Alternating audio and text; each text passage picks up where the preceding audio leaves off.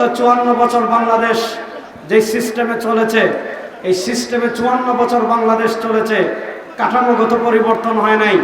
আরো 54,000 বছর যদি এই সিস্টেমে চলে, বাংলাদেশ থেকে এক দুর্নীতিবাজকে আমরা সরাবো, এই দুর্নীতিবাজের জায়গায় আরেক দুর্নীতিবাজ দ্রুত চলে আসে। আমরা এক চাঁদাবাজকে তাড়াতে এক সাগর রক্ত দেই। দেখা যায় চাঁদাবাজ যেদিন পালায়, রাত পেরিয়ে পরের দিন সকাল হওয়ার আগে তার চেয়ে বড় চাঁদাবাজের জন্ম হয়ে যায়।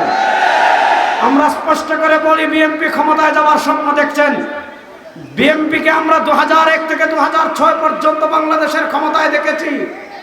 বিএনপি আমাদেরকে সুশাসন দিতে পারেন নাই, বিএনপি ইনসাফ দিতে পারেন নাই। বিএনপি কি দিয়েছেন? বাংলাদেশের রাষ্ট্রকে 4 বার দুর্নীতিতে চ্যাম্পিয়ন করেছেন। আর 2001 থেকে নিয়ে 2004 পর্যন্ত এই বিএনপির অন্যতম শরিক দল হিসাবে ক্ষমতার হালুয়া রুটি কে ছিল? জামাত। সুতরাং 2001 থেকে নিয়ে 2006 পর্যন্ত বাংলাদেশে যত দুর্নীতি হয়েছে, বাংলাদেশে যে খাম্বা দুর্নীতি হয়েছে, বাংলাদেশে যত খুন হয়েছে, বাংলাদেশে যত গুম হয়েছে, বাংলাদেশে যত চাঁদাবাজি হয়েছে, এগুলার দায় যেমন বিএনপির আছে, এগুলার দায় তেমন জামাতেরও আছে। পূর্বে যারা বাংলাদেশকে দুর্নীতিতে চ্যাম্পিয়ন করেছে, সেই দুর্নীতিবাজকে বাংলাদেশে আবার ক্ষমতায় দেখতে চান।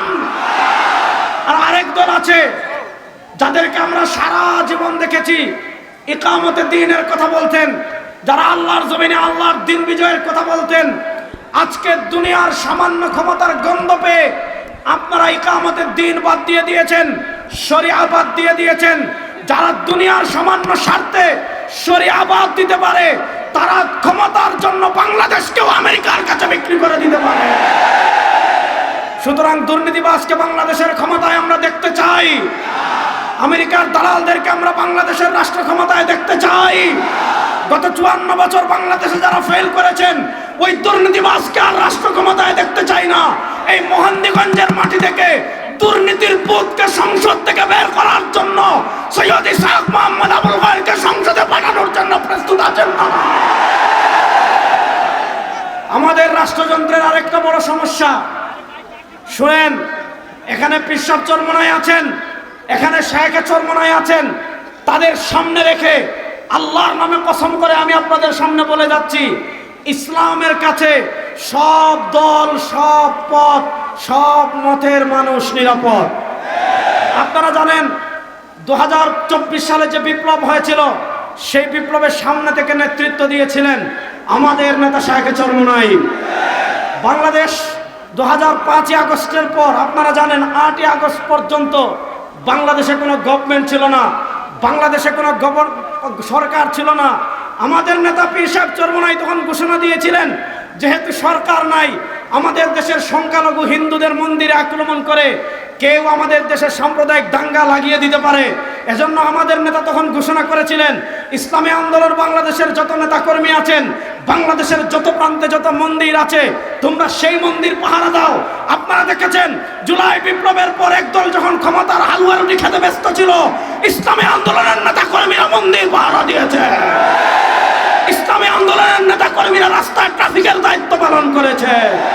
সুতরাং আল্লামা ইসহাক মোহাম্মদ আবুল খায়েরকে হাত পাকায় ভোট দিয়ে আপনারা যদি সংসদে পাঠান, এই মেহেন্দিগঞ্জের এবং হিজলায় যত সংখ্যালঘু মানুষ আছেন, মায়ের কোলে সন্তান যেমন নিরাপদ, ইসহাক মোহাম্মদ আবুল খায়েরের কাছে হিন্দুরা তার থেকেও বেশি নিরাপদ থাকবে। সুতরাং তাকে হাত পাখা প্রতীকে ভোট দিয়ে সংসদে পাঠানোর জন্য প্রস্তুত আছেন? আরেকটা কথা বলে শেষ করবো, শুনেন। আমাদের দেশের একটা মৌলিক সমস্যা হলো চাঁদাবাজি। এই মেহেন্দিগঞ্জে চাঁদাবাজি বন্ধ হোক, আপনারা কি চান? হিজলাতে চাঁদাবাজি বন্ধ হোক, আপনারা কি চান? আমি আপনাদেরকে আমাদের নেতাদের সামনে রেখে বলে যাচ্ছি, যদি সৈয়দ ইসহাক মোহাম্মদ আবুল খায়েরকে আপনারা আগামী 12 তারিখ সংসদে পাঠান, যখনই ঘোষণা হবে সৈয়দ ইসহাক মোহাম্মদ আবুল খায়ের বিজয়ী হয়েছেন, তার পরের দিন সকাল থেকে যদি কেউ মেহেন্দিগঞ্জ অথবা যদি কেউ হিজলায় 1 টাকা চাঁদা নেওয়ার জন্য আপনাদের কাছে আসে, ইসলামী আন্দোলনের নেতা কর্মীরা হাত পা বেঁধে খাম্বা ঝুলাই রাখবেন।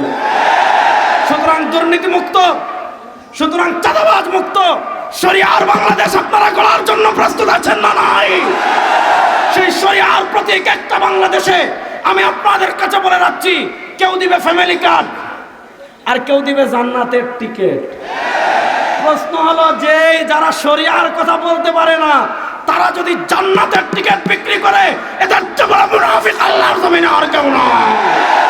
সুতরাং শরিয়ার প্রতীক বাংলাদেশে আছে না নাই? ইনসাফের প্রতীক বাংলাদেশে আছে না নাই? ন্যায়ের প্রতীক বাংলাদেশে আছে না নাই? সেই ন্যায়ের প্রতীক, ইনসাফের প্রতীক হাত পাখাকে সংসদে পাঠানোর জন্য যুবকরা প্রস্তুত আছেন? মেহেন্দিগঞ্জের জেনজি প্রস্তুত আছেন? নারায়ে তাকবীর! সবাই দাঁড়িয়ে স্লোগান হবে ইনশাআল্লাহ। প্রস্তুত আছেন? নারায়ে তাকবীর! নারায়ে তাকবীর! ভারত না শরিয়া, ওয়াশিংটন না শরিয়া, পিন্ডি না শরিয়া, গোলামি না আজাদি, গোলামি না আজাদি। বরিশালে ইসলামের পক্ষের কোন মার্কা আছে? শরিয়ার পক্ষের কোন মার্কা আছে?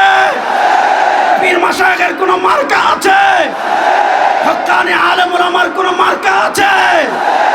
মানচিত্র রক্ষার কোন মার্কা আছে? ইসলামী তাহজিব রক্ষার কোন মার্কা আছে? সংখ্যালঘুদের নিরাপত্তার কোন মার্কা আছে? ও সেই মার্কা সবাই বলেন এবার যাবে ইনশাআল্লাহ 12 তারিখ মেহেন্দিগঞ্জে হিজরাতে ইনশাআল্লাহ, ইনশাআল্লাহ এবার যাবে। নারায়ে তাকবীর! আবার 12 তারিখ বিজয় মিছিলে দেখা হবে ইনশাআল্লাহ।